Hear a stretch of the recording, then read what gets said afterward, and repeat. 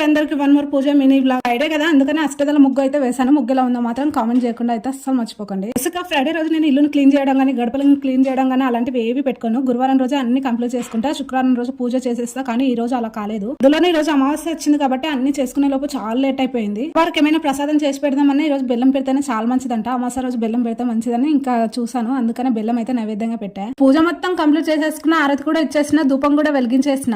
మా పెద్దనికి school time అయిపోతుందని వాడికి స్నానం చేపించి తినిపించి స్కూల్ కి అయితే పంపించిన తర్వాత మళ్ళీ ధూపం అయితే వేస్తున్నా. ఇల్లు మొత్తం ధూపం పట్టేసిన తర్వాత ఇంకా వంట రూమ్ లోకి వచ్చేసి దోశ వేసాను, పాలు వేడి పెట్టాను, ఆలు కర్రీ, కూర ఫ్రై, ఇంకా మెంతం కూర పప్పు, రైస్ అయితే చేసేసాను. ఇవన్నీ స్టార్టింగ్ లోనే చూపించాలి కానీ ఏదో నేనైతే ఇంకా ఎడిట్ చేసేసాను, అందుకని అలానే చూపిస్తున్నా. మన సారే ఏం కోరికలు ఉంటాయి చెప్పండి, మీకు తెలియకుండా ఉంటుందా? నా కోరిక ఏంటో మీకు తెలుసు కానీ మీరే నెరవేరుస్తలేరు. చూడాలి ఎప్పటికి నెరవేరిపోతుందో. ఇంకా నా పూజ అయితే ఇలా కంప్లీట్ అయిపోయింది. ఇంకా కనకదార సూత్రం కూడా చదివేసా. లక్ష్మీ నారాయణ బాయ్ అండి. సబ్స్క్రైబ్ చేసేసుకోండి.